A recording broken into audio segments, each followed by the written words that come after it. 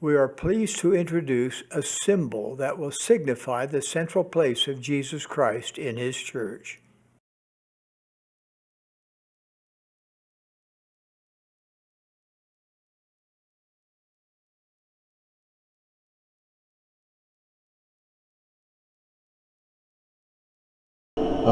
Travis Wingoodsell. So despite the temperature being lower, despite my going to bed early, still woke up early. Alrighty. So, time to condemn Mormons once again, because Mormons still are not obeying their own doctrine. If they would be righteous, there would be no need for condemnation, would there, Mormons? The Mormons, however, think that they are justified in condemning others who just don't choose to be Mormon, who don't choose the satanic principles that Mormons are born and raised with. Case in point, is pink a girl's color? No. See, you've been brainwashed. You've been taught and raised that pink is for girls. And as a result, you've lived your life under that basis.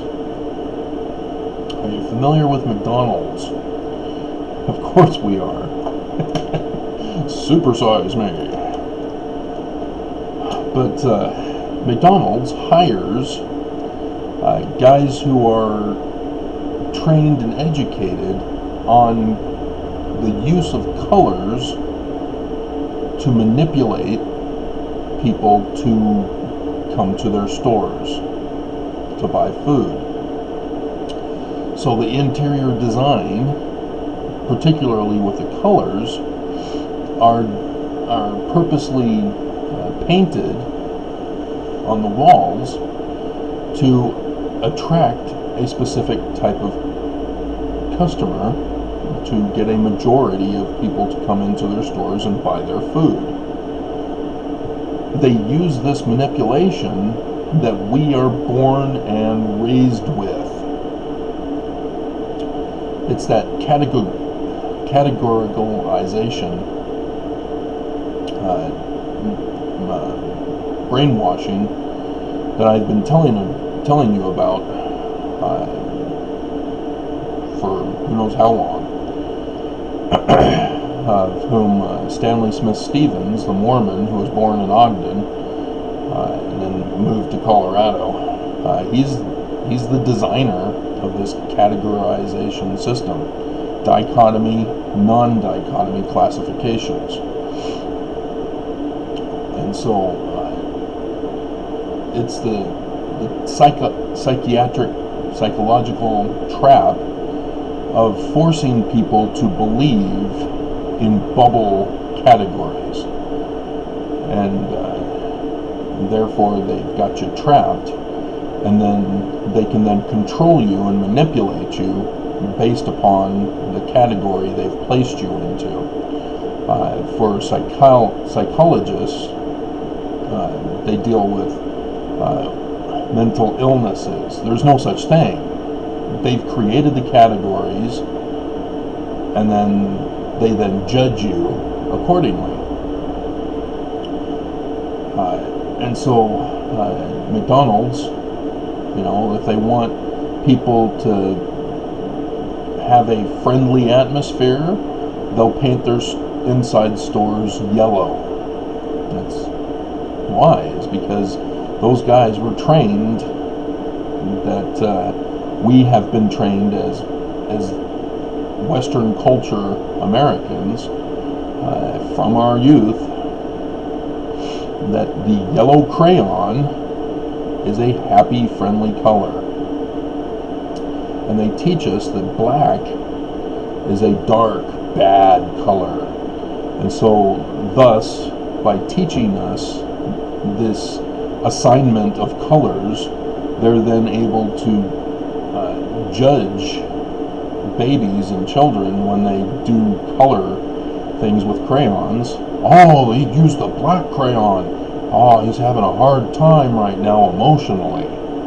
See how the trap is? If you teach your kid that black is good, black is safe, like your baby's room is all black, the baby is raised in a loving environment, they'll associate black with the loving environment that they grow up in. It's not hard, it's not complicated, but when you teach kids, babies, that black is scary and isolation and all these other negative emotions, babies then grow up with that concept. That's why your teen daughters go goth. It's because they associate it with emotional turmoil. And so they rebel against their parents. Goth becomes their embracing color. Wow, isn't that amazing? But that's because of the way that they've been taught and raised to associate with black. And so bondage, black leather, BDSM, same concept. It's forbidden, it's taboo, it's bad. It's all they associate with black. Can you imagine pink for BDSM?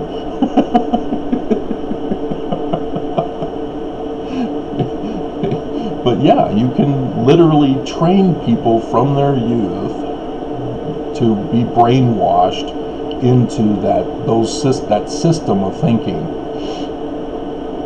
We need to stop it as parents and not do that. We need to stop it as teachers. We need to stop it and eliminate psychiatry altogether as a field. It's a false science. But yeah, that's how they do it. They brainwash us from our youth. They've been training America into a brainwashed system of society so that they can control and manipulate us in mass. And so Mormons, as I talked about yesterday, are born and raised in mass in the Mormon Church to associate that same way. Mormons, as a result, act as demons, literal demons. They follow Lucifer and his plan of taking away agency. And so, apologists, for example, like the one old man from Florida who has a geographical speculation about the Book of Mormon and the map location for the Book of Mormon. He spent his whole life doing this research and doesn't understand he's wasted it. Because like I've been pointing out, we've already found the Book of Mormon plates. When you identify that the Book of Mormon has been plagiarized, the sources of the plagiarism are the plates. So when the book says, oh, we came from plates and we translated it, well, now we know these are the plates. All the various books that were used to be plagiarized in the Book of Mormon. Those are the plates. But the apologists, they defend the church unsoundly. They force Mormons to either accept their deception and falsehood and lies, or you get punished. You get shunned. You get ad hominem attacks from them. They get angry.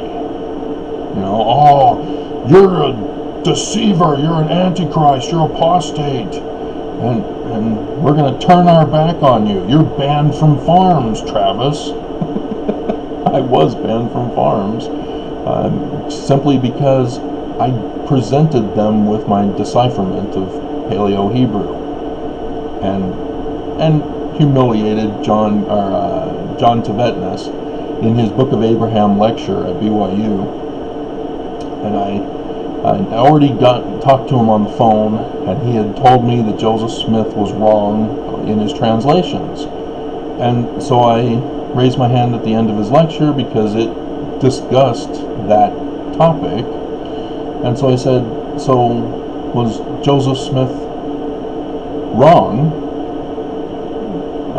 with his translation of Genesis chapter 1 verse 1? And he, you're referring to the King Follett discourse in which Joseph Smith. So was Joseph Smith wrong? I wanted him to confess what he had told me on the phone. And he said instead, I never said that. Yes, you did. You got busted. The whole audience was like, what is that? And a guy comes up to me afterward, well, you know, the Hebrew text of the Bible was I know what I was asking. He's like, oh. So yeah, I was banned from farms for causing controversy. All I did was ask a question, and he couldn't answer it.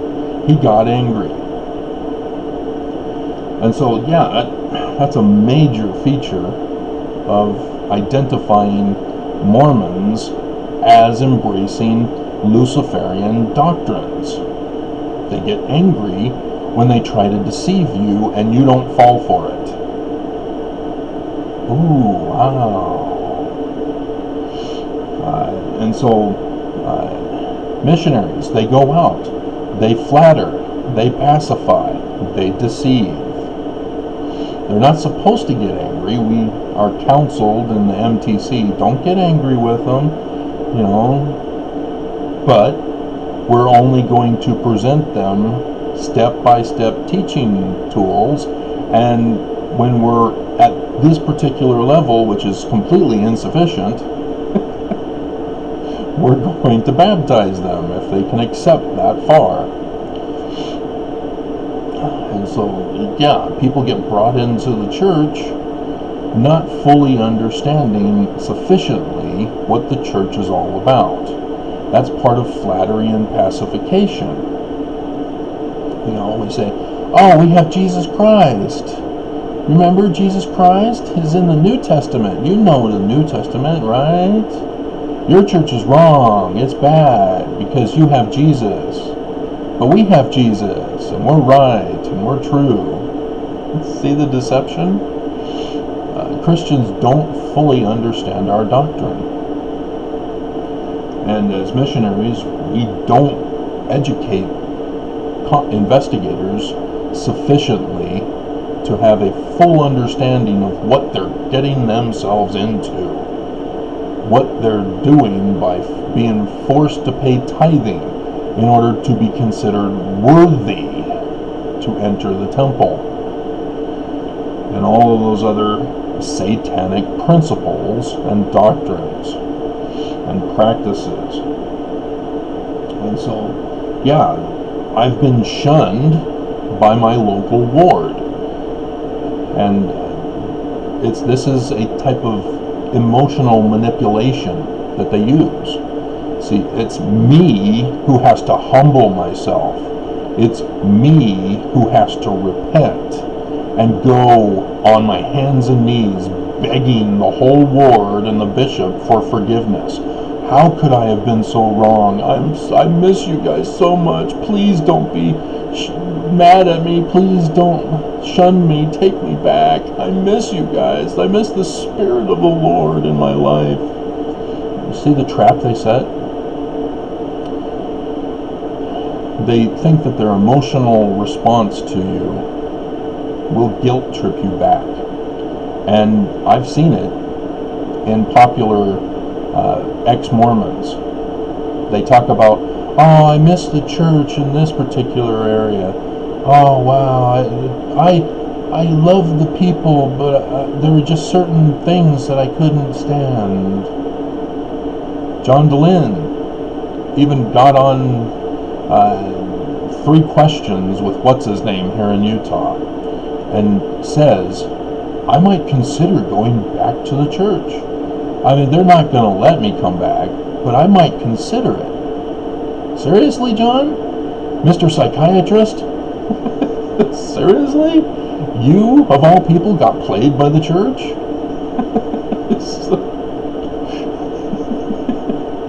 The one who knows how to play people and gets played himself by the church?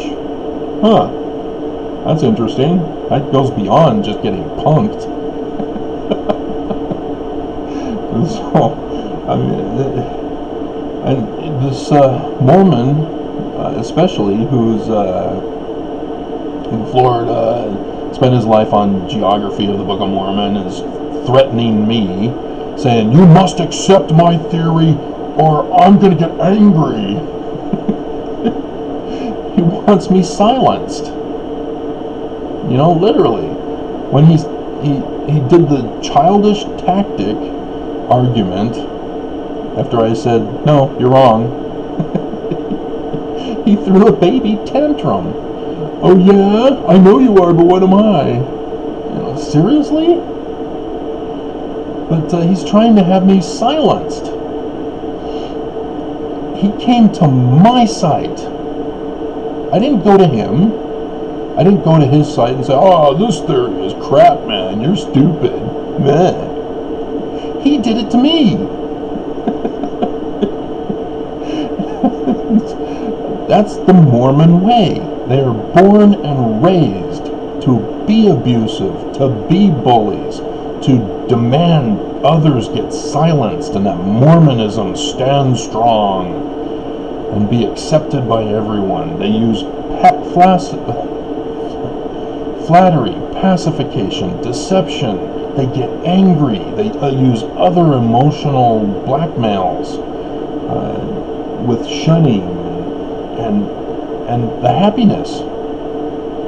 More people who come to visit will say, oh yeah, the Mormons were so friendly, they're so nice to me.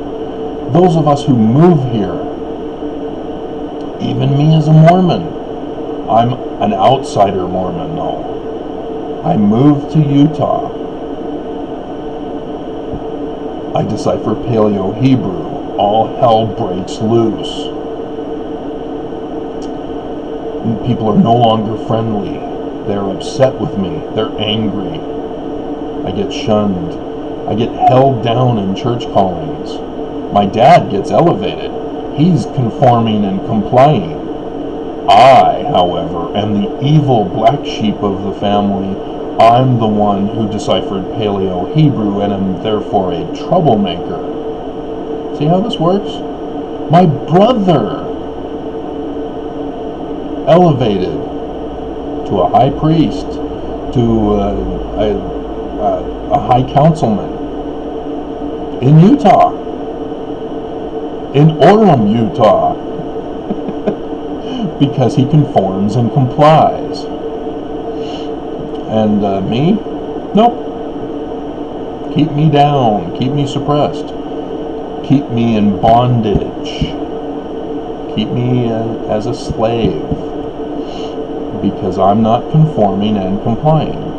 See, Mormon neighbors, they're friendly at first, but when you don't conform and comply to them, their lifestyle is the right lifestyle, and everyone must conform. If you drink Mountain Dew, you're evil, you're shunned. They still won't sell it at BYU because of that reasoning. That, oh, it's got caffeine. Caffeine is therefore bad for you, so we don't want our students to have caffeine, especially when we demand that they stay up late to do an assignment or a report or project or whatever that's due the next morning. So there's an underground market for caffeine as a result. And in so following Lucifer's plan of happiness, Mormons end up committing crimes when they force other people to live their lifestyles And when they don't accept a lifestyle that other people have, which is not violating anybody's rights to life, liberty, or property. That's what Mormons don't get, is that my drinking of Mountain Dew does not violate their life, their liberty, or their property. Having a store open on Sunday does not violate their life, their liberty, their property. Nobody's forcing them to go to shop on Sunday. If you want to work at the store, yes, you're going to need to be able to work on Sundays. They need people to work on Sundays. But that's not taking away your liberty, because you don't have to work there. Now, our economic system is designed in a way that businesses are not Mormon friendly all the time. People need food, for example. So food, grocery stores need to be open on Sunday in case people need to obtain food.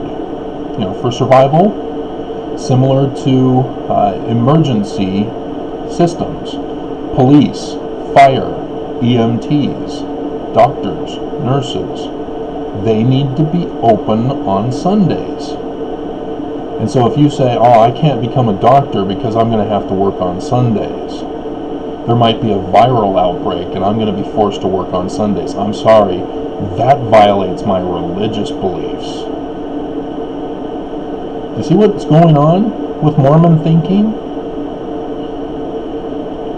And so they don't understand what Jesus was trying to teach about the ox and the mire, for example.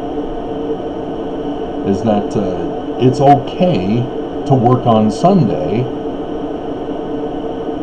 if you're not taking away life, liberty, and property, but giving life, liberty, and property. And so working at a grocery store, working as a firefighter, working as a policeman, working as an EMT, doctor, nurse, you're actually being Christ-like. And Mormons can't make that connection.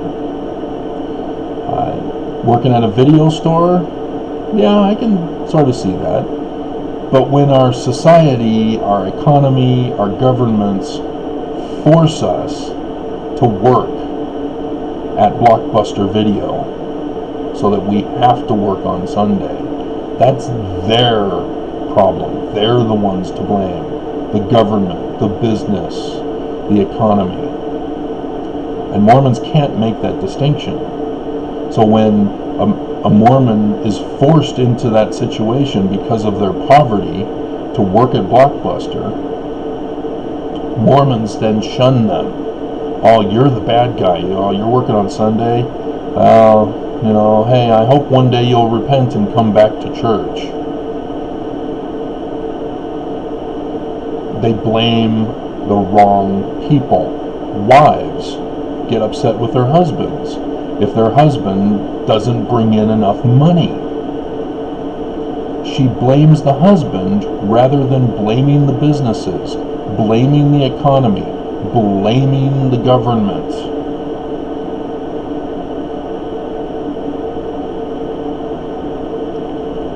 People, when they follow Lucifer's plan of happiness, there's a misplaced education that's involved. With coronavirus, who's to blame? Oh, nobody, it's just a virus. Exactly.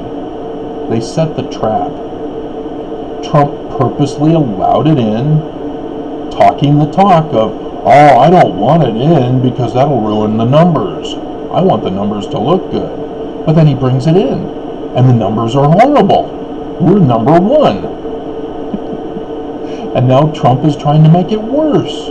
Oh, go back to work. Yeah, we're opening up business. I'm taking hydroxychloroquine. Why aren't you? He's trying to murder you, increasing the numbers. I drink bleach. Well, he doesn't say he drinks bleach.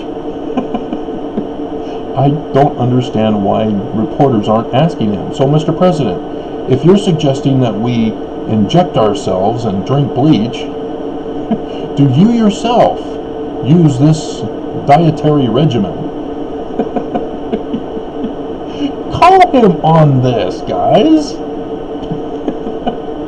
Don't leave it up to Trevor Noah to make fun of him, and even Stephen Colbert with his other shows like Tuning Out the News to make fun of Trump.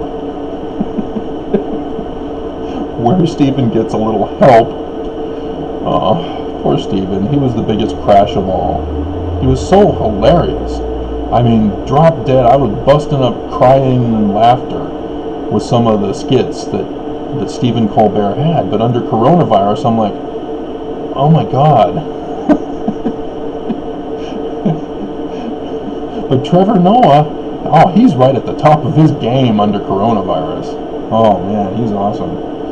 But yeah, back to the topic at hand. You know, people come to my channel demanding I be silent because I'm exposing the truth about the church. And they don't want to call it the truth. They say it's lies. I'm the deception. I'm following Lucifer's plan. I'm the demon. I'm the Antichrist. I'm the apostate. I don't lie to you guys. I use Mormon scripture to show how Mormons are wrong, how Mormons are in error. Because I'm trying to get Mormons to embrace their true Mormonism. That's the tactic that I've been using. And so yes, my titles are condemning Mormons. The video topics are hard for Mormons to handle because it's their own doctrine. It's supposed to be their own doctrine, and they don't like it because they've been born and raised and educated under Luciferian doctrine. This is why the church is the Church of Lucifer. Literally.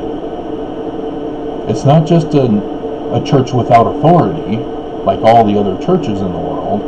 They literally embrace Lucifer's doctrine. They have the symbol of Lucifer, the inverted pentagram Mormons. Nelson in conference raised an idol, the new symbol of the church, with Jesus, the Christus Jesus, which is already a statue in the first place, places it on top of the church, which he called the cornerstone. Jesus built on the cornerstone of the church. That's false doctrine. That's Luciferian doctrine. And Nelson presented it in conference. He raised an idol in conference. The same conference where he said, we're going to have a fast, despite my being a medical doctor, to cure coronavirus. And so Governor Herbert is covering up the numbers. He's refusing to test everybody. What's the percentage again for testing?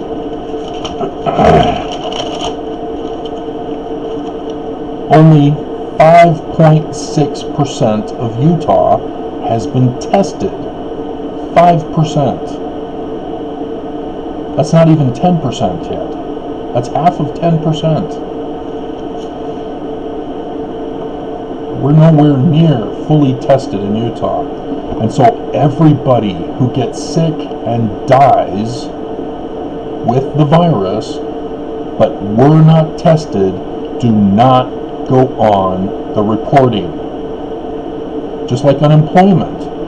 All this time, unemployment does not get counted for those who did not qualify. I'm sorry, you're rejected. You have $1 too much, even though the qualifications are already under minimum wage, and you're still under minimum wage, but you don't qualify because you make too much money. Or we're just rejecting you because we want to reject you. The homeless, for example, they're unemployed. They're not counted because they don't qualify. You have to have a residence, a physical address from which they can mail you information. Homeless don't have it. Homeless don't qualify. Homeless aren't counted. But the homeless are counted in the numbering. There's a group that goes around every year to count the number of homeless. Good for them, but bad that we even have homeless in the first place. Because this is the center of the Church of Jesus Christ of Latter-day Saints. And yet there's homeless. Church has trillions of dollars, and yet there's homeless right here in Utah. Again, that's the Church of Lucifer, Mormons. It's in the Book of Mormon. I've been going over this with you. The Great and Abominable Church, King Noah, the rich Zoramites. You know these stories. You know that you're supposed to liken the stories in your lives to identify false churches. This is the standard by which you're supposed to judge the president of the church, so that you can know he is a true prophet. But as you've seen, I've pointed out he's a false prophet because he's not following the Book of Mormon. So, it's that simple. You're committing crimes, you're being abusive, you're being bullies, you put thumbs down on my videos because you're of the Church of Lucifer. You've been born and raised to be demons, not saints of God.